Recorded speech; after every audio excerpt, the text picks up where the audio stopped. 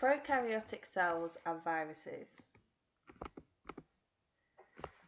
So this is the second part of the cells topic, 3.2.1.2, structure of prokaryotic cells and of viruses. So the specification references. So prokaryotic cells are much smaller than eukaryotic cells. They also differ from eukaryotic cells in having cytoplasm that lacks membrane-bound organelles, smaller ribosomes, no nucleus. Instead, they have a single circular DNA molecule that is free in the cytoplasm and is not associated with proteins. A cell wall that contains murein, a glycoprotein. You might also hear it being called peptidoglycan. In addition, many prokaryotic cells also have one or more plasmids, a capsule surrounding the cell, one or more flagella, and the details of the structural differences are not required, these ones. Viruses are acellular and non-living, and the structure of virus particles you need to know includes genetic material, capsid and attachment proteins. Also, binary fission in prokaryotic cells involves replication of the circular DNA and of plasmids, division of the cytoplasm to produce two daughter cells, each with a single copy of the circular DNA and a variable number of copies of plasmids. Being non-living, viruses do not undergo cell division. Following injection of their nucleic acid, the infected host cell replicates the virus particles. So, now we'll look in more detail at prokaryotes. So, prokaryotes are single-celled organisms, like bacteria, and they are smaller and simpler than eukaryotic cells, and they don't have any membrane-bound organelles like mitochondria or Golgi bodies, etc. Prokaryotic cells are extremely small, they're less than 2 micrometers in diameter. Eukaryotic cells can be up to 50 times bigger than prokaryotic cells. So you can see here the structure.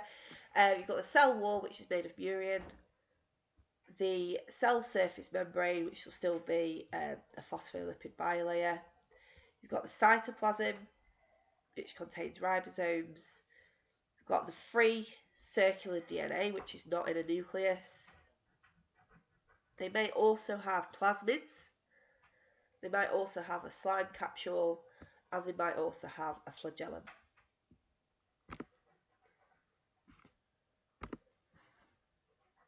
So the cell surface membrane is mainly made of lipids and proteins, and they control the movement of substances into and out of the cell. And cell wall supports the cell and prevents it from changing shape, and it's made of murein, and murein is a glycoprotein. There is a slime capsule, or there might be a slime capsule, so some prokaryotes can have these, and it helps to protect the bacteria from attack from the immune system. They might have plasmids, which are small loops of DNA that are not part of the main circular bit of DNA, and they contain genes, sort of extra genes like antibiotic resistance, and these can be distributed between prokaryotes. It can be passed among each other, and plasmids aren't always present in prokaryotic cells. Then there's a circular DNA which floats free in the cytoplasm, and it's just one long coiled up strand, and it's not attached to any histones or proteins. Some can have a flagellum, which is a long structure which rotates to make the cell move, and not all prokaryotes have a flagellum. The cytoplasm might contain ribosomes, and these will be the smaller ribosomes, which are 70S ribosomes. So, prokaryotic cell replication. So, prokaryotes replicate by a process called binary fission. So, the cell replicates its genetic material before then splitting into two daughter cells. So in binary fission, the first thing to happen is the circular DNA and the plasmids replicate. The circular DNA is replicated once, but the plasmids can be replicated lots of times. Then the cell gets bigger and the DNA loops move to opposite ends of the cell. The cytoplasm begins to divide and new cell walls are formed. Then the cytoplasm divides and two new daughter cells are made, and each daughter cell has a copy of the circular DNA, you can see here in orange, but it might have many copies of the plasmids, and different amounts of plasmids can go into different cells. You can see here this one's got 4 plasmids, but this one's only got 2. So now looking at viruses. So viruses are known as acellular, so they're not actually cells. They're not actually alive. So viruses are really just nucleic acids surrounded by a protein capsid, and then they have attachment proteins. So yeah, you've got your genetic material, your nucleic acids, which can be DNA or RNA, the protein coat, the capsid, and then you've got attachment proteins. That is the structure, the general structure of a virus. Examples of viruses would be HIV, human immunodeficiency virus, influenza, and rhinoviruses. So, all viruses invade and reproduce inside the cells of other organisms, known as host cells. So viruses have no cell surface membrane, no cytoplasm, and no ribosomes. They just literally have a protein coat, which is called the capsid, with attachment proteins sticking out from it, and the attachment proteins help the virus stick to a suitable host cell. Viruses are also smaller than bacteria. So for instance, HIV is about 0.1 micrometers.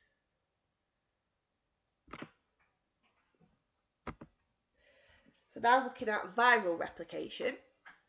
So the first thing that happens is viruses inject their DNA or RNA into the host cell, and then this stolen cell uses its own enzymes, ribosomes, everything to replicate the virus. So to inject their DNA or RNA, viruses have to attach to the host surface. Therefore, they use their attachment proteins to bind to complementary receptors on the cell surface membrane of the host cell. Different viruses have different attachment proteins, and therefore they need different receptors on host cells. Therefore, some viruses can only infect one type of cell, while others can infect lots of different cells, like influenza can. So, first thing, viruses attaches to the host cell receptor proteins. The genetic material is released into the host cell. The genetic material and proteins are replicated by the host cell's own machinery, like its enzymes and ribosomes. Then the viral components are assembled to form new viruses, and then the replicated viruses are released from the host.